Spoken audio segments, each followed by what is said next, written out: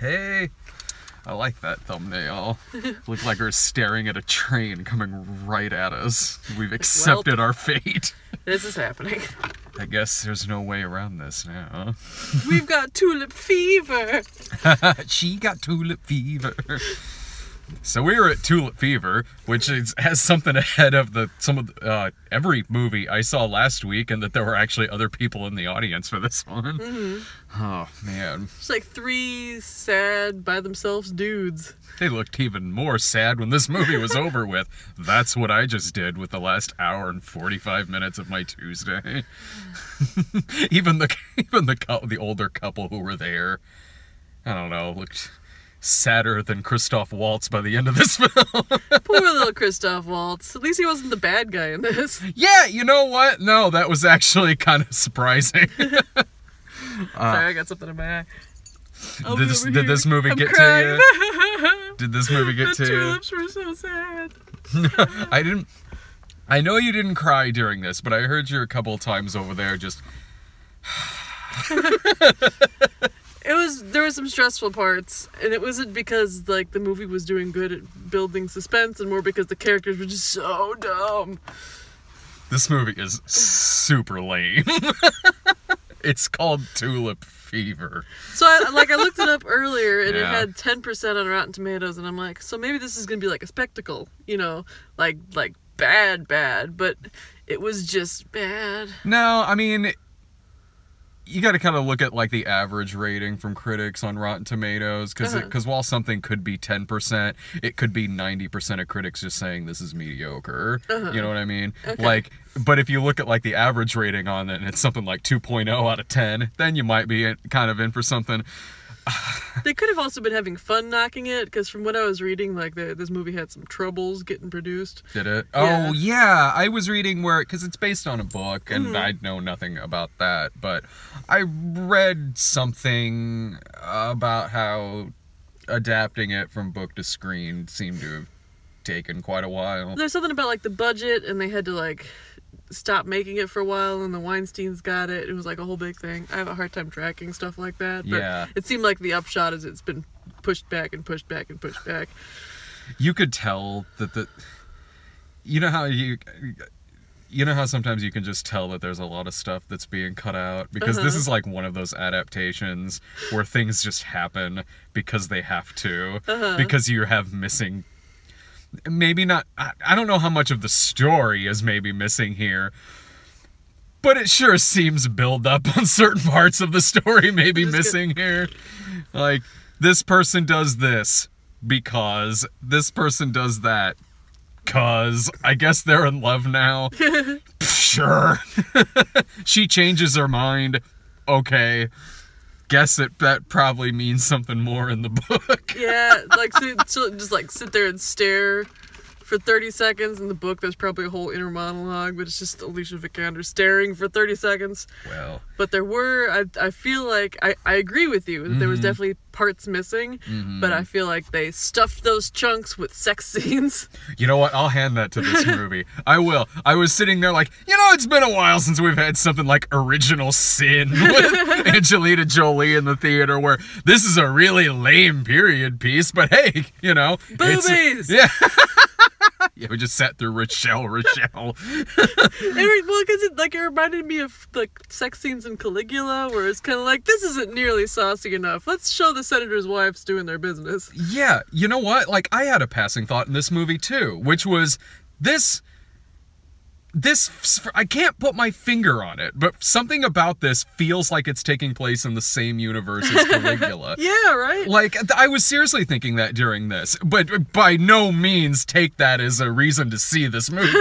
I'm more so talking about how kind of grungy some things look in this, and yeah. Well, like the sex, it's like, they're into it, but it all just seems sort of perfunctory, like, well, 5 o'clock, time to have sex in the kitchen. Yeah.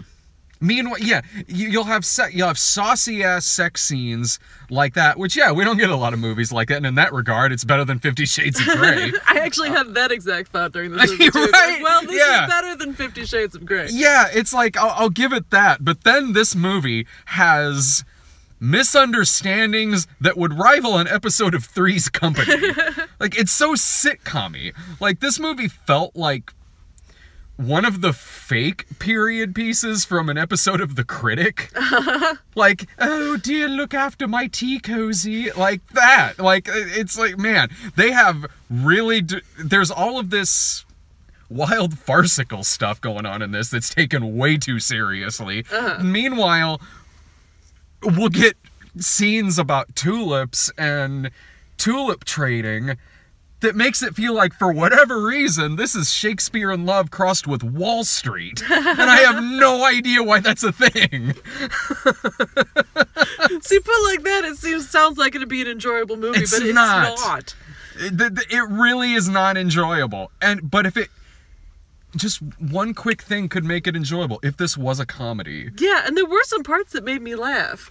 Like, yeah. I'm hard-pressed to think of the it doctor. Right now. Yeah, the doctor was hilarious every time he showed up on screen. Zach Galifianakis is in this. For some reason. Yeah. And his character felt like it was cut to the quick, too, because, there's a scene at the end that felt like the end of a character arc, where he, like... you know, gets drunk and saves a donkey, and he's like, yeah, I saved the donkey. And it's like, we don't know any of the previous chapters to the donkey saving story, so I couldn't possibly give a fuck. Right? All you knew is that these characters are making a stupid-ass decision and sending this guy out to go do this. Yeah, that was because a terrible he's plan. Going to fuck it up. Zach Galifianakis is in this movie and has a scene where he and Dane DeHaan are going to rob some tulips, and Zach Galifianakis is scared away by geese. Like, this movie is this close to really becoming a farce. And if it were, it'd actually be better. Because it'd be like, well, I don't know why you're taking this shit so seriously. Because, if they had, dug in their heels hard with the farcical aspect and kept all the saucy sex scenes, it would have felt sort of like a period 80s sex romp. It would have felt like Shakespeare in Love, kind of, because it's from the writer. The guy who wrote the script also wrote that movie.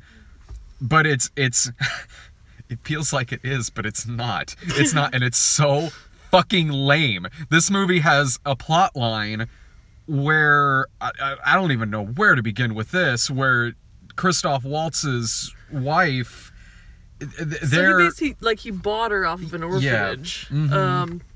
For, again, no reason except that it furthered the plot. And because he wanted a baby, but then she didn't give him a baby. He's like, well, that's life, you know. That was my flawless Christoph Waltz impression. And so, but meanwhile, he hires a painter to capture them and get his immortality that way. And she's like, woo! And so they start banging again for no reason. Yes, yeah. I wish she went woo, because then there would be something that led up to him being hired as a painter and the two of them fucking. It was. I think she just did it out of boredom. I guess. So they're fucking, and meanwhile there's a cook, Maria. Yeah. A super pretty lady who I forgot to Google, but I think it's the lady that was dating Prince Henry. And she's dating the fishmonger. And then there's this weird comedy of errors where the fishmonger sells a tulip for a bunch of money, but then his tulip money gets stolen, and then he gets shipped to the Navy against his will. God. And she's like, oh, rats, also I'm pregnant. Man, it feels like just hearing you describe this, and I've seen the movie, it feels like you're describing the play that Bart Simpson wrote when he was stuck in his house in the summer because of a broken foot. And so the maiden is pregnant, and then they hatch this scheme. Because Christoph Waltz wants a baby. Yeah. And the maid's like, if you kick me out, I'm going to tell him that you've been banging the painter. And she's like, I've got it. We'll pretend that I'm pregnant. And then when you have the baby, we'll be like, here's Alicia Vikander's baby and your baby. I love the cut to Dane DeHaan during this planning. And Dane DeHaan just goes, are you mad? Which doesn't seem like acting. It seems like him reacting to someone telling him the plot that's happening in front of him. This isn't going to work even a little bit. But luckily, they're in the 1600s, and men didn't understand how women's bodies worked. Yeah. Oh, yeah. Apparently, when you're giving birth, your voice becomes two voices. Your voice becomes two voices, and this Dr. Kai, man, when she goes in there at the beginning like, I'm having trouble having kids. Well, I know how to fix that. Unzip. No! Psh. It's just so bad. stupid, man. And speaking of people, like Zach Galifianakis in this for no reason, what about Cara Delevingne in this movie? Like, she was just there because they got Cara Delevingne and they're like, okay, you can play background Tulip shyster. She was barely in this more than Andy Garcia was in Passengers. Like, that had to have been something that was originally fucking longer. Like, first of all, it's ridiculous I'm watching a period romance featuring the cast of Valerian. Like, she has... Like, okay, she does something at one point that kind of sets one kind of thing in motion, but there's no reason it's Cara Delevingne playing this part. No, it was more like, well, she had her scene previously where she was a prostitute who stole some money, but let's also make her be a conniving tulip businessman in this other scene, and don't explain how we got from point A to point B even just a little bit. Anytime they talked about tulips in this movie, it just felt like fucking parody. They find a corpse in the water at one point. Oh, I guess that stress of the tulips got to him. That's the only time we see that happen. Like, social commentary. Yeah, oh, right. But it's tulips, man. Like, I'm sure in the book it's perfectly fine, but in this movie, this period romance, and you have a character come up and say, that's the ultra rare crimson tulip, and another guy go, so I will say that in preparation for this movie, I ended up down a little bit of a Wikipedia hole in regards to the tulip fever. Yeah. And this was all factually accurate. I believe it. Factually accurate than this fucking movie needed to be. Uh-huh. And so, like, there was this whole, like, tulip craze that just, like, died out. Yeah. In a day and had like a crash like that, except it was tulips. Yeah. And there was like this fancy pants tulip that was like resultant of a virus that regular old tulips could get. And so it made sense in like actual reality for him to buy this shipment of white tulips and then one of them turns out to be like the fancy pants tulip. But not having fallen down a Wikipedia hole like Joe Everyman watching this movie, it's not gonna make any goddamn sense. It's gonna... Oh, go ahead, sorry. No, it's gonna make no goddamn sense. No, yeah, and watching it, I believed that was accurate. Like, I didn't think it was just something they made up for the story or anything like that. But it would be like if you were watching, I don't know, some romance that takes place in the 1800s, and then for no reason an old-timey prospector comes in and goes, "Gore!" for no reason. That's kind of what it felt like watching this stupid movie. There's this whole point where we mentioned Zach Galifianakis goes off to like retrieve the rare fancy tulip that the artist guy spent every last dime of his money and also a room full of 20 other guys' money to buy, and then Zach Galifianakis is bringing it over to him so he could sell it and pay all these guys back, except along the way, because the nun also gives him an onion as a present for no reason. Along the way, he ends up at the Feast of Fucking Fools and eats the tulip. Yeah. A key word of describing this movie is for no reason. I don't even know what happened to the lead girl by the end of it. Oh, she was a nun. She got She to was? the nunnery. Yeah. All I remembered, okay, maybe I just kind of checked out, but like the last I remember seeing her was she was like running along the beach. Yeah, she was running along the beach having a moment, and meanwhile her cape fell in the water, so her artist boyfriend thought that she had killed herself. But then at the very, very end, Judi Dench nun was like, "Oh, you know, we wanted you to come to the nunnery and paint a picture on the wall for us." And while he was painting, this like troop of little orphan girls walks by, and at the end there's a nun, and she turns around and bum bum bum. It's Alicia Vikander. I totally missed that. I don't know why. I did. I wasn't like asleep or anything. I guess I totally missed that. I guess I just fucking checked out by that point. It's what you get for adultery. It's just basically you adulter and then you become a nun. Just like in Sister Act. Just exactly like in Sister Act. Man, I don't know. This movie's totally fucking lame, man. Although I am starting to... This is like the third movie in a row I've seen where Dane DeHaan is pretty miscast, but... I thought he did fine in yeah, this. you know what? I was like... it's not like this movie's that good. No. So I'm like, you know what? This is kind of, in a movie like Cure for Wellness or Valerian, it was, and I've liked him in a few things I've seen him in, but like a movie like Cure for Wellness or Valerian, it was really distracting how much some actors were miscast in those movies. In this, I don't know, he was kind of joyful in this in the same way as when you see Keanu Reeves do Shakespeare. Yeah! So I kind of enjoyed him in this movie, honestly. I would watch Much Ado About Nothing 20 fucking times. Over this? Before I watched this movie. So, dude, yeah. God, I would too. This was a. Thank God it wasn't that long, but it felt like a slog to get through. Longer than it, because did you say it was like 86 minutes long? No, it's like an hour and 40. Okay, that makes more sense, because there was a point where I was like pulling up my phone to kind of. I could see you do that. I wasn't even looking at anything. I just wanted to not be looking at this movie for a little while, because it was just stupid people making stupid decisions, and I was like, we've been watching this for like an hour and 12 minutes. So it's got to be winding down. I thought he said 86 minutes. And then it kept going. I could see it working well as a play that's like kind of funny, because characters just show up at the right moment. They leave at the right moment.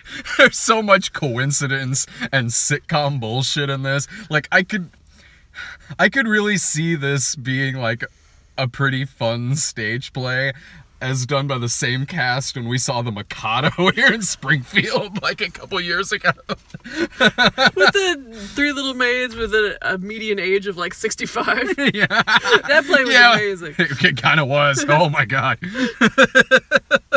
It was great. I never thought I would see The Mikado with a reference to former Governor Rod Blagojevich in it.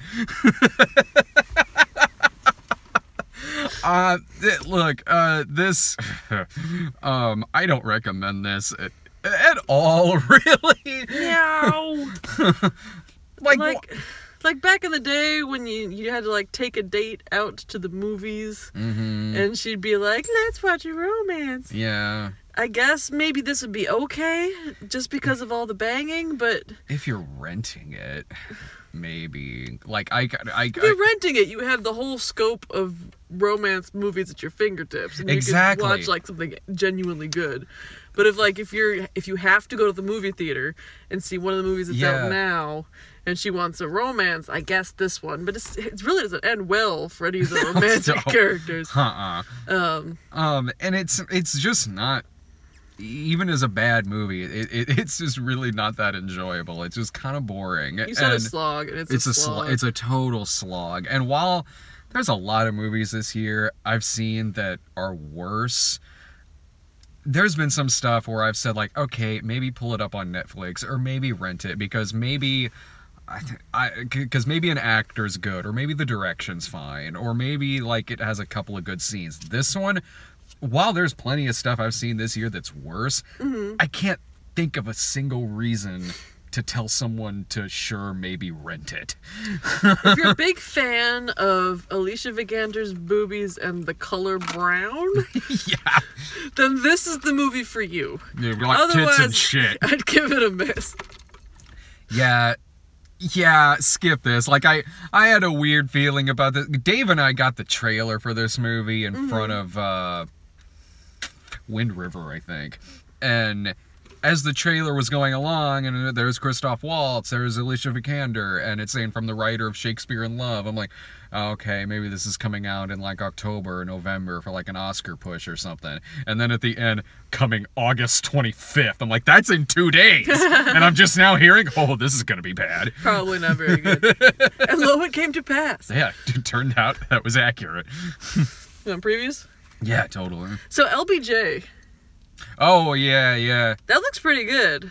They LBJ'd the fuck out of his face. They do, but if I take my glasses off, I can't, with that makeup, I can't tell if he's LBJ or Boris Karloff. Well, the thing is, he still opens his mouth and Woody Harrelson comes out. Sold. But, it's with the LBJ mask on. Well, it's going to be more cheerful than the last Woody Harrelson movie I sat through. Just fucking Glass Castle. It looks fine. Yeah, well, they got Burn Notice to play JFK, and he looks pretty well cast. Yeah, Jeffrey Donovan. I don't know how to... I saw that movie last year, Jackie, and it was one of my favorite movies of last year. Mm-hmm. And I don't know how this will stack up against that. This looks a little kind of TV movie compared to like how Jackie was, but it might turn out all right. Yeah, I mean, the preview grabbed me. Home Again? That's the movie. That's the one I asked Dave earlier if he'd be free to see on Friday or Thursday. It's the Reese Witherspoon movie with Michael Sheen. Oh, I wanted to see that. That looks so dumb. It's like she's got like My Three Boyfriends living in her house. And Michael Sheen's like, I'm home, and she's like, oh no, what am I gonna do? Had you not seen the trailer for that? I have seen the trailer for it, and it delighted me the first time, and it delighted me this time. It still baffles me, because I'm like, was this made in 2003 and just sat on the shelf for this fucking long? That's what it feels like this movie has come from. Yeah, I asked, because I'm going to be at... Who knows? I might be. That look when I got the trailer, I was like, this seems like something I should ask Dave and Brian. Something about it. It seems like I should ask Dave and Brian. It seems like a Dave and Brian movie. Yeah, but I'll have to ask him how it was because. Right. Again, it looks like. I think we talked about this last time we got this preview. It looks like it's complicated, except that it's Reese Witherspoon instead of Meryl Streep. Mm-hmm. And then Michael Sheen instead of Alec Baldwin, and then 3 20-year-olds instead of Steve Martin. Yeah, I know that. Because it's got the same, just like standing in a really nice, well-lit kitchen, being like, I'm home. Again. It looked better. I'll give it this. It looked better than what Dave and Irving told me Hot Pursuit was. I think that's the last Reese Witherspoon movie. About that. I got them the poster for that movie. That's right. They were about to throw it in the trash. Like, no, give that to me. It'll be funny. I'll take it. Victoria and Abdul. That's the Judi Dench Queen Victoria one. Mm-hmm. It looks like a movie that I'm sure it's not a bad movie at all. It looks like the kind of movie that is like, well, if I've got nothing to do on a Tuesday. Wasn't it supposed to be a sequel to that one where it was her and Billy Connolly? Mrs. Brown? Yeah. Yeah, she played Queen Victoria in that too. Like I said, it feels like the kind of movie where I'd be like, hey Sarah, you doing anything Tuesday? There's like nothing else on. I'm there. Or like fall into a Wikipedia hole about Queen Victoria and be like, this part was wrong and this part was wrong. What the shit was with the tulips? She had toilet paper. Last Flag Flying. Oh, that looks really good. Yeah, it's like Steve Carell. Mm-hmm. And Bryan Cranston. Yeah. And Lawrence Fishburne. Are like wartime buddies. Mm-hmm. Except Steve Carell's son like died in Afghanistan, and so he asks his buddies to come with him to go get the body, and they're gonna bury him in Arlington. And he's like, "No, I'm taking him home with me." And so it's like a buddy road trip movie, except his dead son's in the back of the van. Yeah, and it also looked really funny too. It's Richard Linklater. Uh-huh. I really want to see that movie. If anything, God, those three look great together. Mm-hmm. I mean, that's a Dave movie. Well, weren't you at Boyhood? That yes. was Richard Linklater. See, that was yes, Richard I was. At least this movie probably is not 6 hours long. Fucking Boyhood. I hit puberty in that movie. I've had this voice since I was 12, that years ago. Fucking Boyhood. I forgot about that movie. Suburbicon. Oh, I'm really ready for that movie to come out. 2 reasons. 1, I do think it looks really good. Like, it looks like a lot of fun. But 2, I'm getting that trailer in front of every damn movie I've seen for the past several weeks, and I've been in a lot of movies lately. Uh-huh. I'm kind of ready for that movie to come out. I'm less thrilled about this trailer than I was about the last one, because the last one was an emphasis on the comedy, and this is more an emphasis on the stressful mafia bullshit. There's 2 different... I didn't even realize there were 2 different trailers for this movie. Yeah, because the last one had a bunch of comedy stuff, and the only comedy thing they had in this trailer is him riding off on the bicycle at the very end. And at that line, it's a good line where he says... He's told that the guy died, and he says, I'm sorry for his loss. I bet he is, too. Goodbye, Christopher Robin. That looked sweet. I'm playing through all the Kingdom Hearts games. Yeah. In anticipation of the third one coming out, and so I just finished up the first one and got the 100 Acre Wood part finished, and so my cockles are like pre-warmed as far as the Winnie the Pooh, the Winnie the Pooh-niverse. The Pooh-niverse. Which it would call Goodbye Pooh. But I don't know, it looked pretty heartwarming. No, yeah, I mean, it was a kind of an odd trailer, because the first half of the trailer, I thought it was going to turn into a horror film. There was something about it. That kid is the creepy little chubby kid with the dimples. I think that presupposes it could turn out to be a demon or something. But no, it's Christopher Robin. But no, I was way wrong. No, that looked good. It looked sweet, yeah. Yeah, because it was it was a well put together trailer, I felt, because it didn't give away the whole plot, but it still had a definite arc to it, because at the beginning, there's the little kid, and he's a little bit creepy, and there's his father who was in the war, and he's having PTSD flashbacks, and he's an author, and he's taking his kids out to the country. You're like, okay, what author could this be? Is it Fitzgerald? Because I don't think that he went to war. And then he's taking his son out to the woods, and his son goes, what do you think would be a good name for a donkey? And he's like, well, Eeyore. And it's that was when it hit me, too, because I was doing the same. I was trying to figure out, once I realized this wasn't a remake of The Omen, I was like, okay, what, are we remaking Finding Neverland already? Oh, okay. Winnie the Pooh, all right. It looked sweet. The current war. Oh yeah. Benedict Cumberbatch is Thomas Edison, and then Nikola Tesla and Westinghouse, and it's made kind of Guy Ritchie looking. Yeah, thank you. Yeah, during that trailer, I was sitting, because he's about Edison and it's about all those guys, but the trailer is edited like it's a Guy Ritchie heist film. That trailer has got to be way more. Probably, I don't know, the movie actually might be really good, but it also is I don't know if the movie will be as flashy as this trailer is. Well, because the internet's definitely come down pro Tesla because of all the bullshit that Edison pulled, but there are things that I want to make sure in the movie, like the elephant murder. Excuse me. That didn't seem to be in the trailer. It was mostly just Benedict Cumberbatch gesturing expansively at an array of light bulbs. Yes.